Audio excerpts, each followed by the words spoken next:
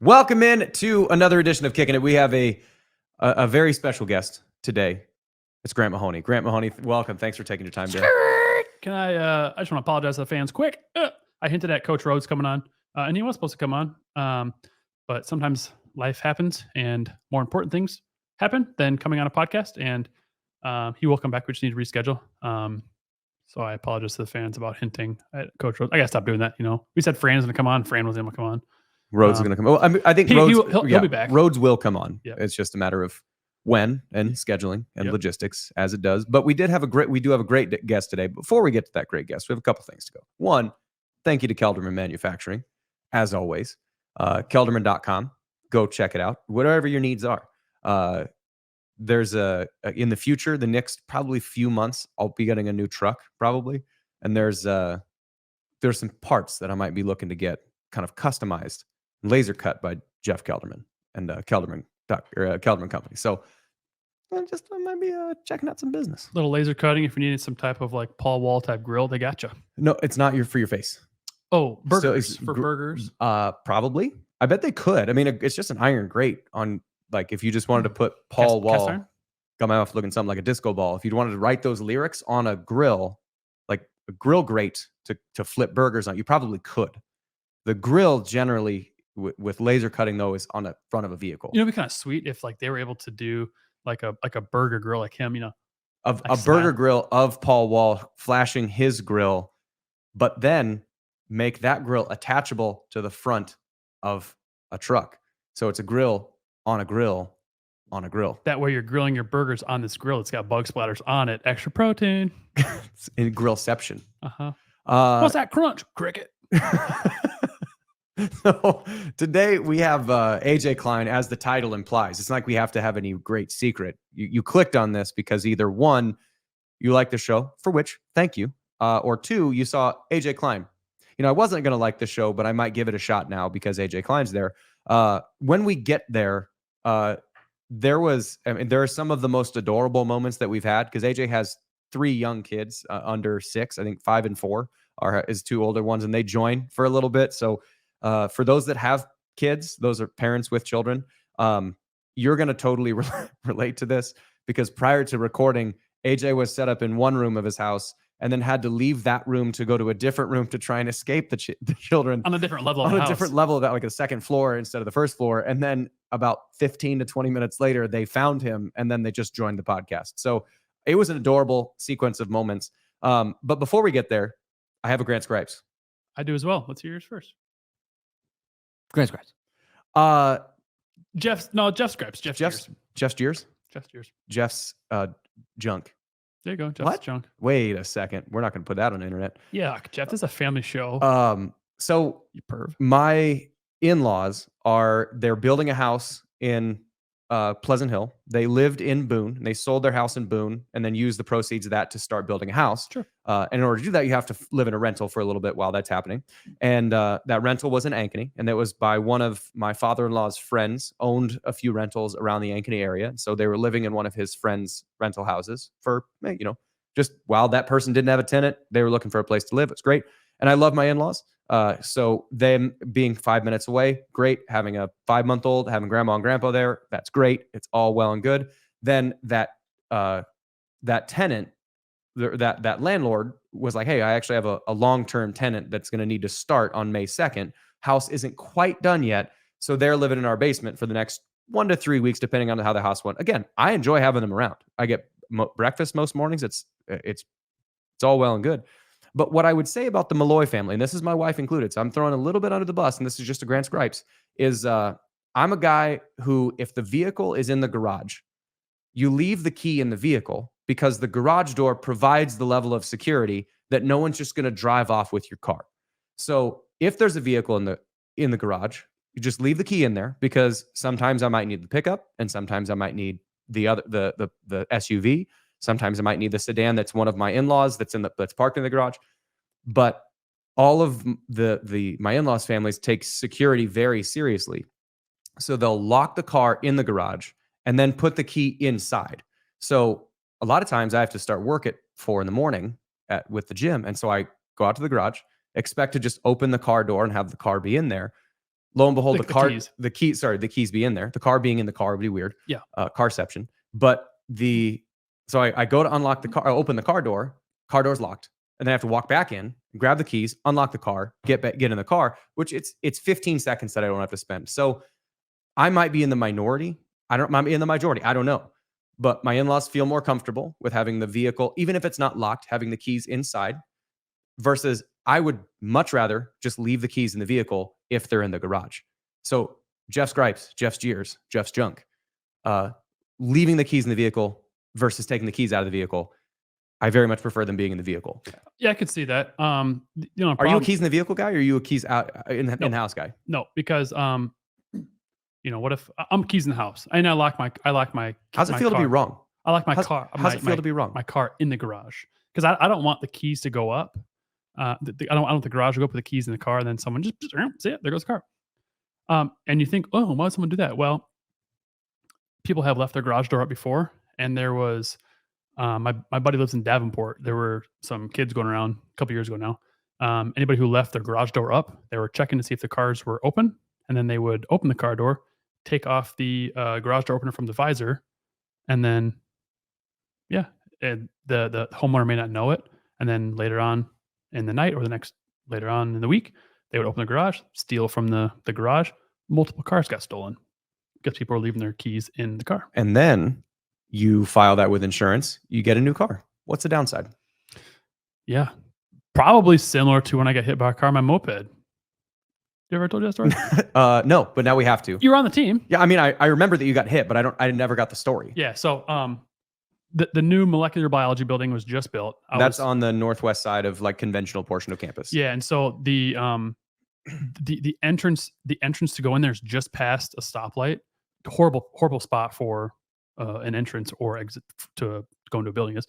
I had a green light going through. This guy doesn't see me. Boom! I T-bone his car. My moped blows up, not like flames, but it's like the front of it explodes. The guy gets out of the car. He's like, "Oh man, you okay?" I'm on the ground, like shook up. I'm like, "No, I'm not okay. I just got hit by a fucking car." The guy's like, "Yeah, like I was driving and I saw a glass come flying in. I was like, whoa, what's that?" I was like, "Well, that's me. I hit your car." I'm the glass. Yeah. That is me. So, went to the hospital. They wanted to give me an ambulance. I was like, "Don't give me an ambulance." My buddy had just gotten out of class and was walking, and like they stopped because everyone's like, "Oh, this guy just got hit by a car." He's like, "Hey, Grant, what are you doing?" I was like, "B, I just got hit by a car, man. Can you and Max, my two roommates at the time, I go, can you guys take me to the hospital?" He's like, "Yeah, I'm parked over here." So I hobbled over there. They drive me to Mary Greeley. They give me morphine or hydrocodone, whatever, in my butt. I had my best practice ever. I didn't miss a kick. You just can't feel anything. Yeah, no, I didn't. You just got to be numb. I didn't miss a kick, but I was late to meetings, and Coach Rhodes was like, "Why were you late?" I was like, "You're not gonna believe me, Coach. I got hit by a car." He's like, "What?" I was like, "Yeah, I got hit by a car on my moped." He's like, "Okay." And then if you remember that practice, he talked about, you probably don't because he was one practice of 100. He's like, "Okay, everybody, if you have a moped, please get a helmet," because I didn't have a helmet. But the story, I guess, where I was going with that is that the guy that hit me, or I guess that I hit, it was his fault because he pulled out in front of me. His insurance contacted my insurance, contacted the guy who I bought the moped from, and I already told the guy what happened. And he was like, "Hey man," this is insurance talking to the guy. "Hey man, yeah, just like I'm looking for a moped for my kid. Like I just need like your cheapest, bottom of the barrel, whatever you got. Just to get my kid from point A to point B." And the guy who sold me the moped was like, "Listen, I already talked to Grant. I know what's going on here. The moped he had, I don't have anymore." And it was like the top of the line moped. It was like $2,000, $2,500, whatever. He's like, "I don't have that model anymore. So here's what we're going to do. You're going to buy him the best moped I have because that's comparable to what he had. And you're going to pay full price for it." And he did. This new moped I got, it didn't quite go as fast. I think it had a governor on it, which I was a little perturbed about. But you know what? You did just run into a car and fly over it. I live life dangerously, Jeff. So I was trying to rev that thing going up on University. Go around sorority circle and say, "What's up, girls?" But this new moped I got, it had an electric start, and it also had an alarm system. And so when I lived at the Grove my senior year, I lived on the bottom floor. I'm really going on a tangent here. I lived on the bottom floor, and drunk hockey guys would come home and just like mess with the mopeds, and mine would always beep, and they'd always mess with mine. But my alarm would go off and alerting me, "Hey, these guys are here messing with your moped." So the story, I guess, the story I was going is that you don't always get the best one because the insurance guy is looking for the cheapest one, but sometimes you get one that's got electric start with, an alarm system on it. And I hope you learned something today, listener. And that is don't hit a car with your moped. No, Would not advise. What you learn is don't veer for deer. I was taught that in driver's ed. And also, if you have a car pulling out in front of you, accelerate. No, because if you're gonna hit it, because you hit it. He pulled hard. out. I'm thinking, oh shit, this guy doesn't see me. So I did accelerate a little bit, and I thought he doesn't see me. So because I was gonna go around him, but I thought that'd be really bad if he hit me. So I slammed on my brakes and just into the side of his van. You did like a Jason Statham, like trying to lay the bike down, go underneath, slide underneath it like it's a Fast and the Furious movie, and then kick back up and keep going to class. I thought that for a second, but then like on the other side of it, I thought, what if like I rock this van so hard the van like tumbles? And what actually happened is I smoked the van, windows shattered, moped explodes. You get up, flex on the van, and then say, "Get your weight up." That's right. Get your weight up, van, you little bitch. I don't know that sentence. There's a lot of things on this podcast that I don't expect, but talking shit to a van and telling it to get its weight up is not what I expected in the intro to the AJ Klein episode. But I hope that everyone stuck around because that is a landing and that is a launch point. I mean, there wasn't a single person or inanimate object that I told. I guess I didn't tell too many inanimate objects get your weight up, but every person that I told get your weight up, bitch, all weighed more than I did. So they just need to continue getting their weight further. That's kind of like the point of the joke. Like, what's a 220-pound linebacker going to say to a guy who's 160 pounds? Get your weight up, bitch. My weight is up. Do I need my weight to be further up? I mean, he's already pulled over. He can't pull over any further. That way I don't decleat you. He's pull over, man. I can't pull over. He's already pulled over any further. Man. AJ Klein. I'm not done yet. So we haven't gotten continue. So for all of our audio only listeners, I'm wearing my Save the Bees shirt today. I get my bees on Saturday, Jeff. Really excited. And what I'm expecting is a Willy Wonka little red carpet for all of the bees in top hats to like walk their way into their new home. Yes. That's what I want to have happen is each one gets dressed up to then walk their way through with little tiny paparazzi as they're going to this new star-studded Mahoney bees. That's right. So I'm setting up the hives on Friday after work, and then Saturday morning going to get them, going to install them, and off we go. Mahoney bees. Mahoney bees. Rock and rolling. Is it Mahoney or Mahoney? It's technically Mahoney bees, but you got honey in there. Yep. So if I call it Mahoney bees, whatever. You're not mad about that? Nope. Versus Mahoney bees. No. My honeybees. It's all sweet, baby. My one Grant gripes too, and then we'll dive into it. Again, tangent, but the people expect the show to be on track. Here we are. Yeah, we're very professional here. My one Grant's gripe is that I've been buying whatever gum it is. It comes in the little top thing. It's like little squares. Yep, yeah. The ice cubes, icebreakers things. Ice cubes. Delicious, but they're like $6. Okay. So I was like, that's way too much. I'm not gonna spend $6 on gum. Especially my wife. Every time she gets in the car, she pops 2 of them, leaves it in for 10 seconds, and spits it out. Okay, but fresh your breath though. I Yes. sometimes do the same thing. Yep. Get bored pretty quick. Get rid of it. Yep. And I'm a fruity guy. I'm a little zesty at times. So don't have to tell me twice. So I like the grape icebreakers, whatever it's called, ice cubes. I just got the fruit punch, not as good. I was gonna go back to grape when I was at the store the other day. But instead I saw it was like $5.89. I was like, too much. Saw that Trident was like $1.86. Okay. I was like, I'm gonna go Trident. I'm gonna go Spearmint. If you talk trash about Trident, I'm gonna throw you out of this room. No, it's not necessarily trash. It's a self-inflicted Grand Scribe. So I had my Spearmint gum in my mouth, nice and fresh breath. Took a drink of ice water from my Stanley. Just shot to the teeth. Sure did. You've had a brain freeze. This was a face freeze. It's a whole entire just nasal cavity, everything frozen. So it's not really a gripe, but like I wanted to enjoy my gum, but I also wanted to enjoy my ice cold drink. Well, this was like beyond ice cold. This is like when AJ arrived in Buffalo cold. That's a tease. Can I one more Jeff's gripes? Jeff's junk. We're on it. Go. This is a Trident jump off, and I wasn't planning to go to this Trident jump off. When you buy a pack of Trident, what I've on Williams you and Bloom, have to eat the bottom one first. So I talked about this on Williams and Bloom. I have an appreciation for well-designed things that you can tell were very intentional, that they are put there for a reason. Someone thought through a lot of this. They wanted to make the user experience very, very nice. The people at Trident have done that, and a lot of times people either don't know it or just don't acknowledge it. When you have a pack of Trident, It folds open like a wallet from 2004 without the chain. Excellent. Yeah. You need to then pull from the bottom, because if you look at it, so it folds down. Now you have a top row and a bottom row. In that You top have row, upper flap, gum, gum. Yeah, upper flap, middle flap, which contains the gum, and the bottom flap, which contains more gum. Mm-hmm. If you look at the middle flap, there's a little tab which tucks the top flap into it, so it's able to contain safely all the gum, and you can tear off the bottom flap. So always draw from the bottom if you got a Trident.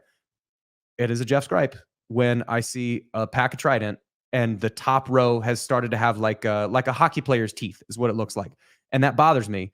So Grant or Aiden's pulling us up on TV. So there's two flaps, and this is for the audio only listener. We already just described this, so I'm not going to do it again. But you can see if you have a pack of Trident and you've not done this, I hope this is an epiphany to change your life for the better. Eat the bottom ones first, and then there's a little tab on the right side of the middle section of the Trident where you fold the Trident lid down, and it protects your Trident. And you don't have to carry around this empty flap at the bottom. It's all cardboard. I believe the wrapping is paper or aluminum, so it's not going to cause a whole bunch of economic waste or environmental waste. You can light it on fire if you wanted to, but you can get rid of the bottom section. Grant's gripes, Jeff's junk. Eat from the bottom of the Trident first. With that, we're going to get into the longest tenured NFL player that I know, which it's not a huge list, but it's definitely a list. Yeah. So AJ Klein, former Iowa State Cyclone. We don't get into that much. He also did agree to be a recurring guest. So we're going to talk about this after, again, an adorable moment about 20 minutes in. If you're a parent, you can absolutely relate to this. So Goldfinch Athletics Interview of the Week, AJ Klein. Now we are welcoming in the second greatest Cyclone from Kimberly High School in Wisconsin behind Jackson Pavletsky. AJ Klein, welcome in, buddy. How you doing? Good. How you guys doing? I appreciate you guys having me on. Short notice.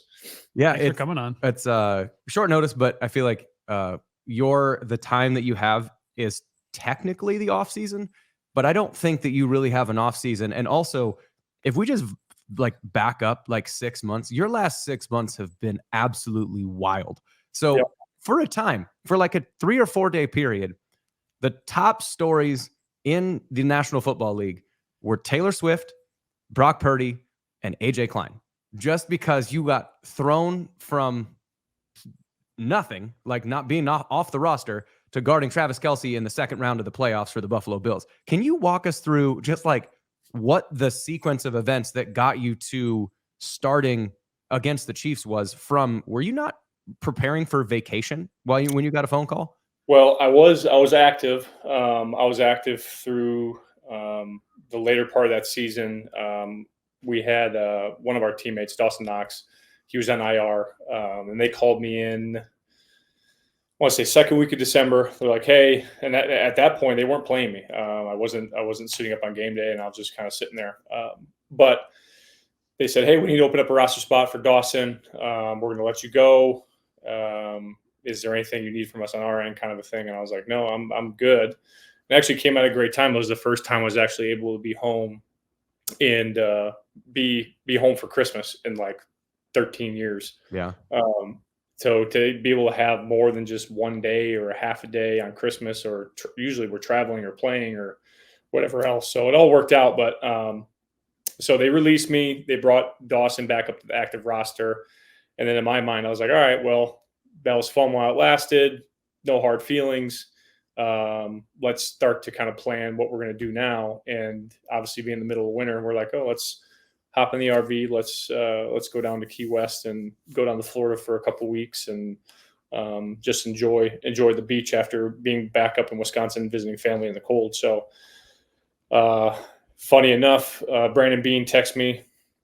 Brandon Bean, GM of the Buffalo Bills. GM of the Buffalo Bills. Brandon texts me and goes, so are you done for good, or are you still open to coming back? And that's the NFL equivalent of the 2 a.m. Hey, you up? That's the NFL equivalent of that. Basically. So they obviously had some injuries and stuff that happened, and so they threw basically a hook out to see if I would bite. And I was like, you know what? I'll just keep me in the loop. I'm not going to make any commitments right now, but just because of what we had going on. And as fate would have it, a couple of days passed. Guys that were practicing, they went through Wednesday and Thursday practice. And then they called me on, actually it was just Wednesday practice. They called me Wednesday evening and they're like, hey, can you hop on a flight and come out? And at what point, can I stop you there for a second? At what point, so if you're getting ready to go on vacation to Key West from Wisconsin, or were you in? We were back in Charlotte at that point. Okay. So home base is Charlotte. You were back in Charlotte, getting ready to go in an RV to Key West. And you get a phone call on a Wednesday and they go, what? Basically, can you get on a flight and get here? No. Basically. So, the details of it were, hey, we're going to sign you. We'll sign you right back. You'll just come back on P squad because, like, a long story with COVID and all the COVID rules, changing practice squad rules, and so they can carry a lot more guys on practice squad now than when I first got in the NFL. So they basically called me, say, hey, we will make a spot for you on P squad. If you play, you'll obviously get your game check. If you don't play, you'll just collect your P squad check, and so be it. We might need that P squad spot back, whatever. And I was like, you know what? Why not? Like, It's the playoffs. Yeah, what the hell? Why not? It's playoffs. Still chasing the Super Bowl. The team went out. I mean, I would say because I was still part of the team. We struggled in the mid part of the season and then towards the end a little bit. And playoffs didn't even look like a viable option midway through the season, just of how everything was stacking up in the AFC.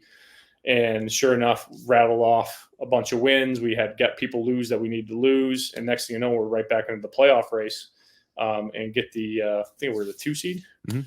So secured the 2 seed, and when they called me, I was like, we have home field advantage other than against the Chiefs. I said, why not? Let's go back, or not against the Chiefs. Who was the 1 seed? Ravens. Yep. Ravens.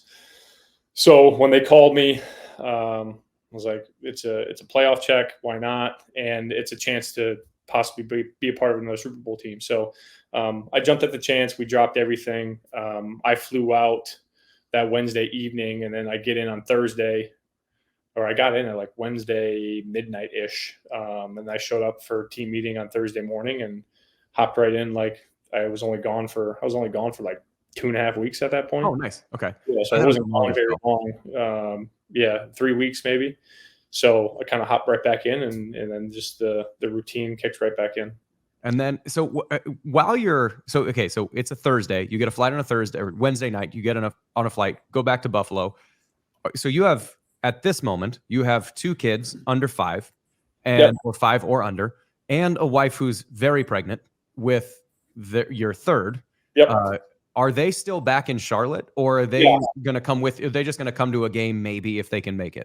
So the plan was get out there, see what it is going to like, see what's going to be. It was P squad. There was no guarantee that I was going to suit up against the Steelers. But by Friday, they're like, hey, you're going to be suiting up. So I called the family. I was like, hey, I'm going to be suiting up. I'm going to be playing. At least I'll run down on a couple punts. Never know what will happen.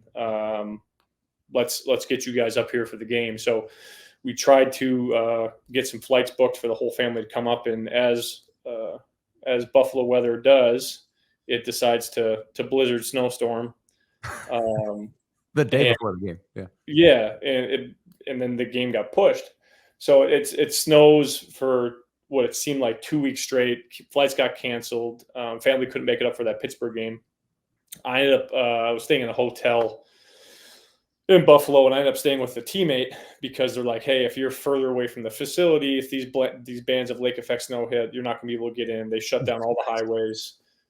So I went and stayed with a teammate for like 3 nights in a row. I just love the fact I don't mean to keep interrupting the story, but just so you go from getting ready to go on vacation to Key West in an RV with the family. You get Christmas at home in Wisconsin, having a great time. You get a phone call to potentially get a playoff check, which is a nice little chunk of change, and be a part of a team that could potentially get a Super Bowl. You then you go back to Buffalo. It's going to blizzard. You sleep on a buddy's couch. Your wife and kids are still down in Charlotte because they can't get out of Charlotte, and you're getting ready to suit up for the first time in 3.5 weeks and be like, 3.5 weeks. That to me, like that little sequence, when people think about the NFL, it's like these guys are all just living in mansions, just getting massages every day. It's like, well, AJ was sleeping on a couch for 3 days before. Yeah.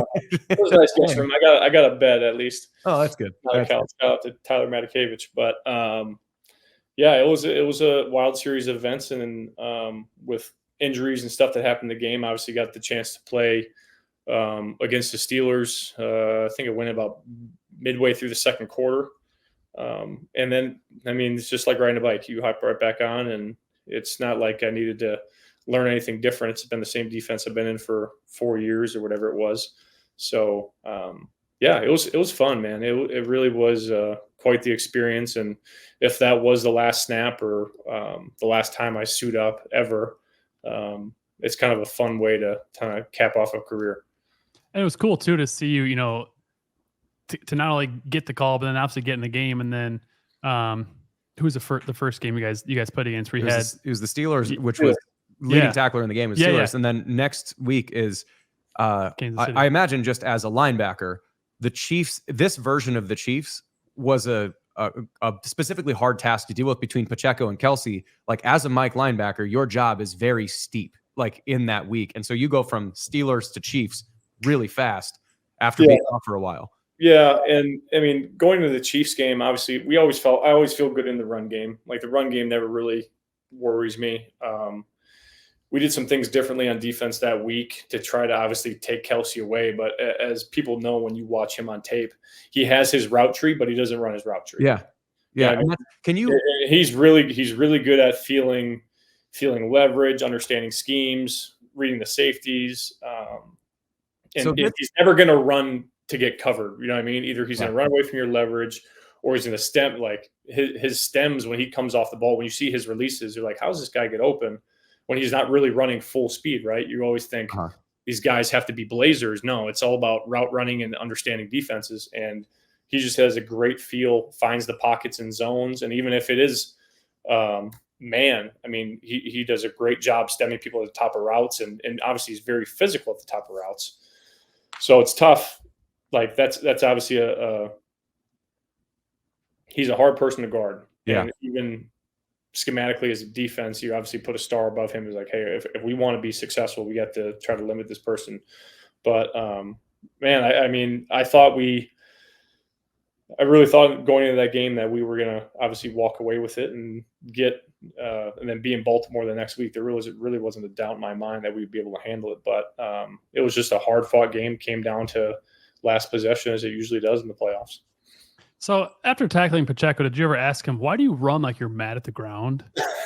why do you run like you're a kid trying on shoes at he does run with a lot of like angst, like a lot of anger. He's that kid at Foot Locker. He's trying to get new shoes on. He's you got to see how they fit. Squeak them on the ground a little bit. No, but how do you stay in shape, AJ? So like obviously this year, you know, you're on the squad and you're off for a couple weeks, but you didn't play a whole lot until the playoffs. So how do you like one, mentally stay like prepared and ready to go, but then two, like are you just still working out as if you were, you know, preparing to play for the game on Sunday? I mean, practice. I mean, still practicing every single day and still have my regimen of workouts throughout the week. And then actually sometimes when you're not suiting up on game day, actually you get in shape a little bit more than if you're actually playing because your body's not all banged up on Sundays or Mondays after games.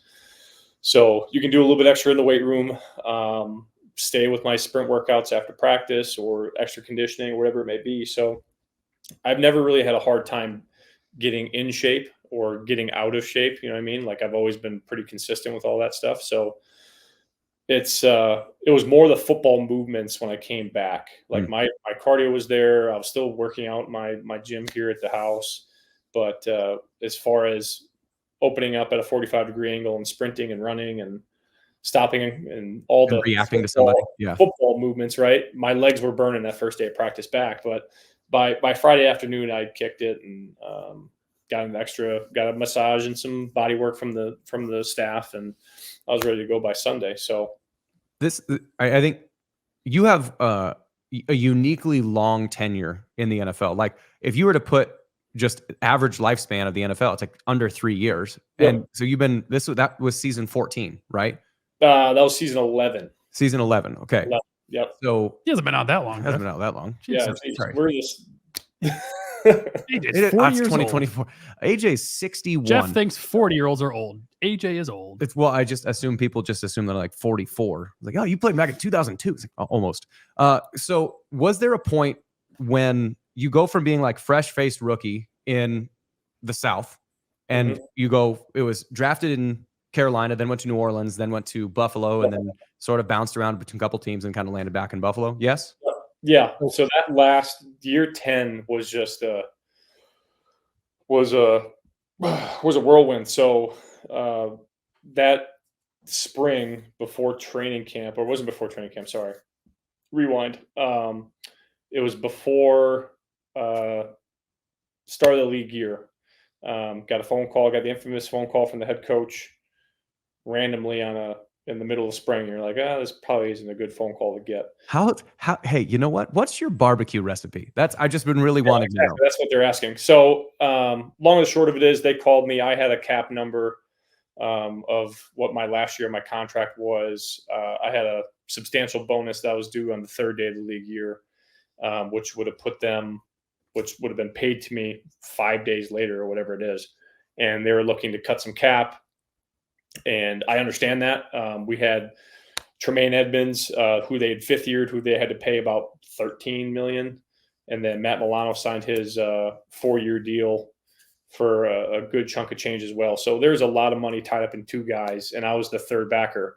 And I was always the fill-in where need to be, and do my special teams duty. And if we were lucky enough to play a team where we could play some base defense, obviously I was starting.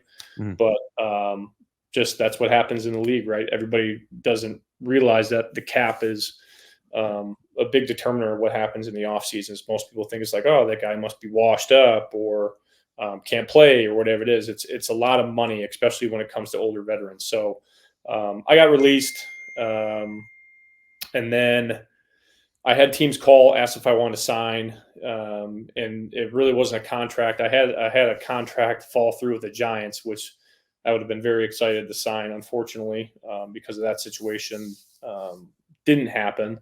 I said, I'm not going to mess around and go to OTAs or anything. So I skipped all the spring. I just kept training. And then there's no traction that ever got lost that offseason. I still had teams calling, but obviously we're looking for contract-wise a little bit more. So I decided to take it through training camp, and then basically it's like, well, right when people need me, they'll call me. So going back to what the 2020 COVID rules are, after COVID happened, because of people being sick, they upped the practice squad. And so now teams like to use that practice squad. You can hold more veterans on practice squad. So they use that as a way to hold veterans. Oh, sure. That's like how Zach Ertz got signed to, who was it? The Eagles or something like that? Yeah, so it's completely changed the dynamic of how teams have to operate. So a lot of teams now, if you're an older veteran, 7 years plus, they'll just say, all right, well, we'll offer you minimum. And at the time I was like, I'm not taking minimum. That's not what I'm doing. I was just about to play on a contract that was X amount of dollars. That's obviously the other side of football, the money side of it. But I decided not to do that. And because of all the rule changes, there's certain events that happen because of it.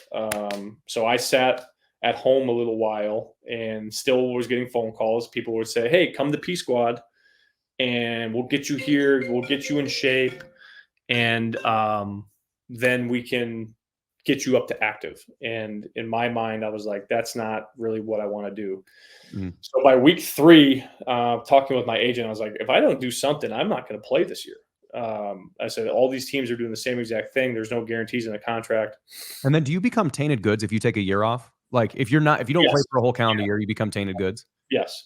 It's important to stay involved and stay in it. So I decided to sign with the Giants, who I almost signed with earlier in the year. So I went there on P Squad. I was there for 2 days, and I got a call from Harbaugh. They said, hey, we'll sign you active right away. So I packed up my things in New York, drove down to Baltimore, and then I was in Baltimore for 4 weeks total. My first 2 weeks kind of learned the playbook, get out there. I played right away. And this is in like week 5 of the NFL season, something like that? Yeah, week 5. So played right away, was doing some special team stuff, and then they started rotating me on defense. And I was starting to get the hang of things. I was starting in certain packages, whatever it may be. And then 2 weeks after that, we played on a Thursday night in Tampa. I felt like I had a good game. Made some plays, and I was like really starting to get my feet wet. I was like, I'm starting to understand everything. Feel like now I can start building and hopefully start getting more time, full time on defense. So I get back from that Thursday night game. I hop on a flight back to Charlotte to come back for the weekend because it's that longer weekend. We usually get off Thursday night game. Yeah. So I fly home Friday morning back here to Charlotte, spend the weekend with the kids and family, fly back on Sunday night. And Monday morning, I'm in the sauna, worked out. I get, I think it's DaCosta is the GM, and Harbaugh kind of corner me as I'm coming out of the sauna. Are you clothed at this moment, or just a I towel? have a towel on, and they go, Michael Scott. so, hey, buddy, we want to have to do this, but that's the business of things. He's like, we ended up trading you to Chicago. So I got traded. Yes, baby. What are you doing? You want to come say hi? This is the life. So I got traded to Chicago, and I got traded to Chicago, and I was there for 2 weeks, and I wasn't playing, long and short of it. And I asked for my release out of Chicago because wasn't a great situation for me to be in. I wasn't being utilized, and I knew if I wasn't going to play and get tape out, that there probably wasn't a shot for me to play another season. So I asked for my release. They granted it.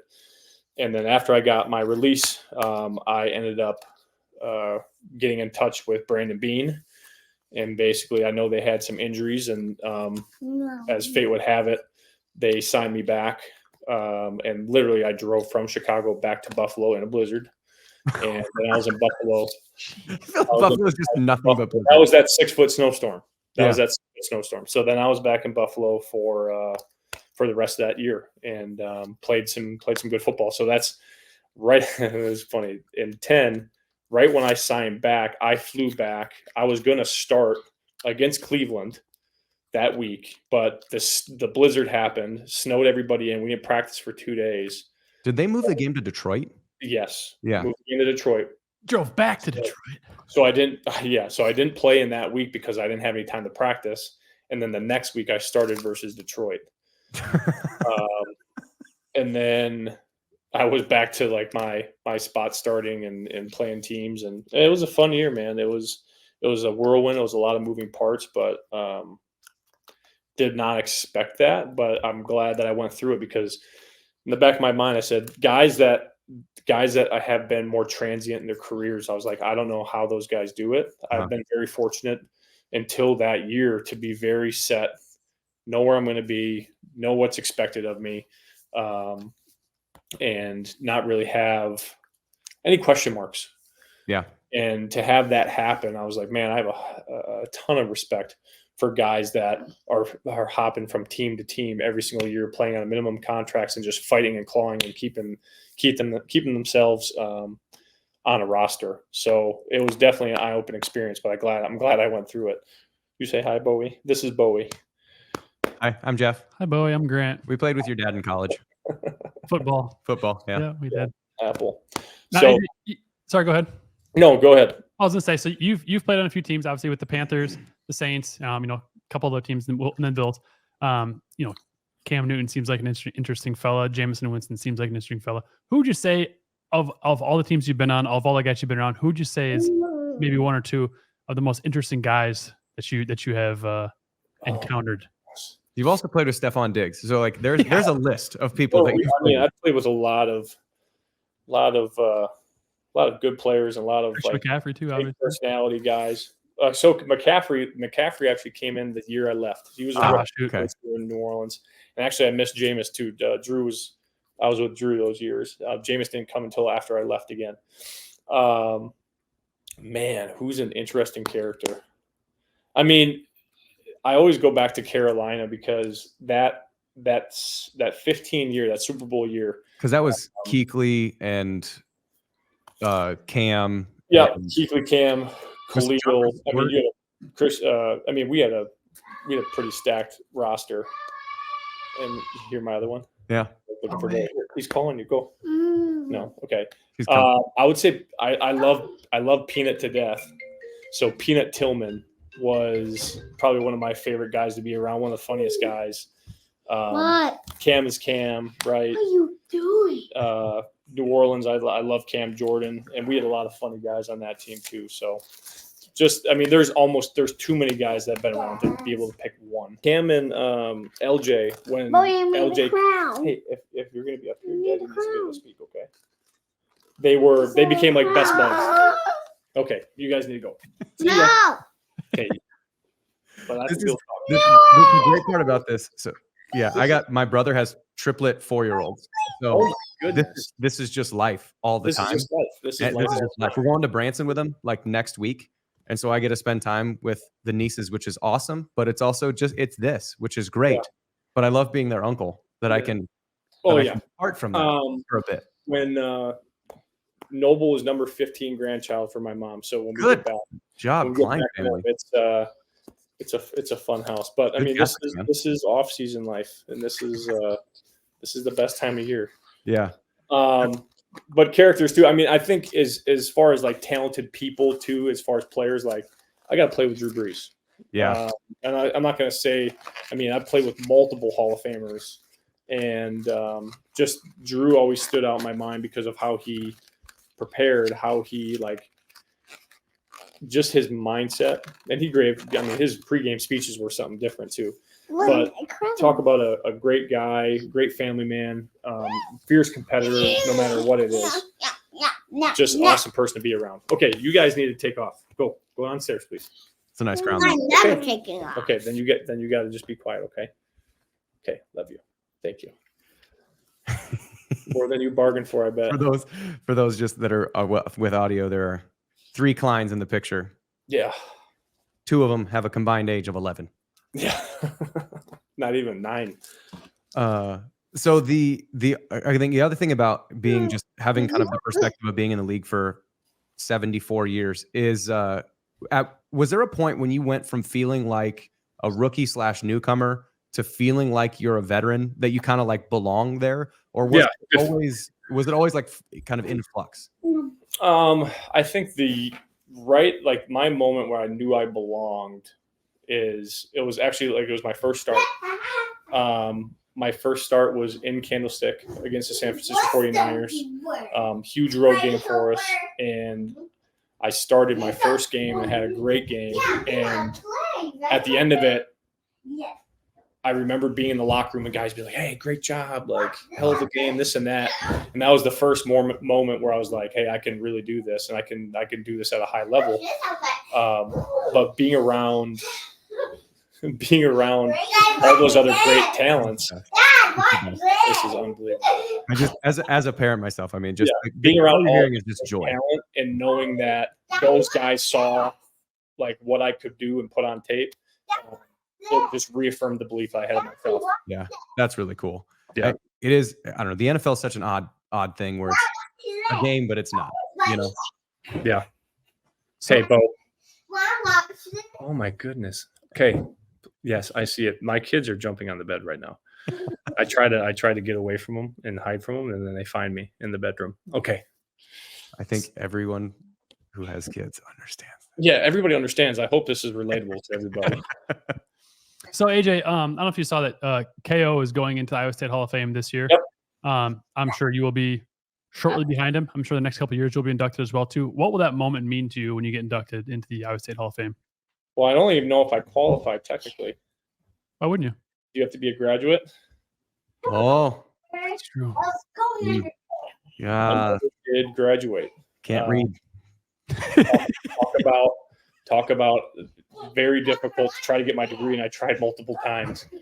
And now it just got to I would like to finish. I only have like 3 classes left. I almost finished during COVID online, but then there was certain courses that I couldn't take because I was back in the football season. Yeah. It's the same thing I've been struggling with for the last 10, 11 years since I left is some of the classes that I need to take are only Fall semester. offered in the fall. Yeah. So Are you okay if I take them for you under your name? Grant and I can share we can share the coursework. We can take them as pass fail. Is it kinesiology? Is that it was pre-PT, kines, and then I know half the professors. Just let me know who I need to pay off. I know it's funny. I always joked around. I was like, if I could make an anonymous donation, that'd be fantastic. All right. I think you got enough hands full. This has legitimately been one of the best parts, because I legitimately, one of the things that I think people struggle with is when they watch, and we'll wrap up. This is like a sort of a post epilogue here, is when people watch sports, they look at it and they go, just make the tackle, make the kick, whatever, you dumb piece of whatever. Like that kind of thing happens, not recognizing that there are humans behind that face mask, or there are humans underneath that jersey. And I think one of the things about stuff like this is, like, like I said, we had Charlie and stuff on talking about girlfriends, relationships, kids, obviously here. Like there are people there. They're dealing with their kids. So I think this is great. And I'm glad I was able to come on. And I'd like to come on and continue to talk some more. I mean, just even to talk ball and talk about a lot of things. We even get a touchdown. I know. But anything. We can have you on. Yeah, again we can too, have you on I again. mean, we'll plan it out where I can escape. And I think for a short period. Give you more. Of time. give you more time. And I think what we have, special teams and offense, getting an idea on defensive point of view, like why is the 3-3-5 dime stack? Why does that work in college? Why does it not apply in the NFL? Why does it work against some fronts? Stuff like that you would know, that I can take my best stab at. Grant has no idea. So yeah, well, but coming from a guy that's played in the 4-3 his entire career, the only time I went to like a type of 3-3-5 a little bit was when I was my short time in Baltimore. But even then, they were transitioning to a typical 4-2 or just a normal 4-3. So, that three down defense, sometimes it gives me fits when I watch college ball, because I'm just like, what? Like, why are we? I'm not used to it. So yeah, that'll be fun to talk about. Yeah. Well, thanks for having me. I appreciate you guys having me on. Let's legitimately been very fun. And we'll figure it out, and we'll get more in depth next time. How about that? Yeah, we got a recurring guest, AJ Klein. All right, I appreciate you guys. Thank you, AJ. Again, thank you, and hopefully be seeing you guys all soon. Yeah, we'll talk to AJ. Did we not tell you it was adorable? That was adorable. We told you it was the apple crunching for me. I know. She's again. Did you guys see the one part? It was like right away when she got like apple on her hand or something, and she wiped it on AJ's chest. Yeah. So for those that are on the audio only, so his daughter Bowie came in and was sitting on his left side, and then his son came in and sitting on his right hip. But Bowie came in first. Yeah, took a big old crunch of an apple. Had like apple kind of gunk, like just not apple juice, but just the juice from an apple on and just wiped it on AJ's chest like nothing. And then again, because he's got 3 kids, you take it. You're not, just deal with it. You can't change this. It was just A+. So he did say he's going to come back on. And I think it will be fun to have him, because he does have such a defensive perspective, and that dude is sharp. Didn't graduate, so he doesn't quite have enough education to be on this podcast. Yep, can't read. Aiden, did you graduate? I did graduate. Grant? I did. Yeah, I did. So AJ's just he's less successful than all of us here. Yeah, so obviously makes way less money. He makes way less money. Yeah, so whoever said he needed to read to make money is wrong. Yeah, no, I don't. I might. I don't know if Jamie Pollard listens to this. He should if he doesn't. Can we make one exception for the Hall of Fame, Jamie? Well, if we do, then we have to George Niang. We got to get George, because I don't think George graduated either. Can't read. Yep. Bunch of non-reading professionals. I realize that sounds so. I'm just going to qualify that. I'm going to stop making that joke because it sounds so douchey. Life situations, and for what it's worth, I think that there is a tremendous amount of value for, if you have the opportunity to leave college to go pursue a professional thing that you're getting a job for, take it. Because what is college for? Preparing you for a job. If in the NFL, in AJ's case, NFL comes calling, and you're going to college to prepare yourself for a job, and then you turn down someone offering you a very high-paying job to go back to college to prepare for a job that you might get, that seems backwards. So I think this tide has passed. I feel like time has kind of prevented this. But the people, if there's anyone that's like, you need to graduate, what is a college degree for? It's preparing you for the workforce. It's preparing you to learn. It's preparing you to understand how to interact with people in a better way. It's super, super valuable. When someone comes to the table and has a whole bunch of money and a guaranteed income, even if you're only in that league for 1 year and you make the league minimum, that I believe right now is $585,000 for 1 year on the league minimum. Okay, that's a better job than you're going to get if you were to come back to school. And so if AJ's 50 and he wants to complete his degree, he can come back and complete his degree. You know, I had the opportunity to leave college early. I got a call from what's the team in Buffalo? Oh, the Bills. Like mid to late January, looking for a linebacker. Turn them down. And you turn him down. Yeah. And they called AJ, and they said, It's funny how we, life works. we tried this Wyatt kid. I thought you were going to say you got a call from the New Orleans Saints. Groupie. Blake Garupi. All right. I reached out to him too, see if he'd come on. No response. No response. No. I think we got some fun guests lined up, kind of locked in for sure. We are kind of booked through May now. We are booked through May. Yep. So we've got some fun guests. I'll tease one of them because I don't think listeners will know. His nickname in college was Loose Neck. It's one that no one's gonna get. Oh. That's a deep tease. I want the message boards are gonna try and figure that one out. Another one is Sheriff. I'm like that wall over there. I ain't gonna change. Like that wall. I ain't gonna See that change. brick wall over there. I ain't gonna change.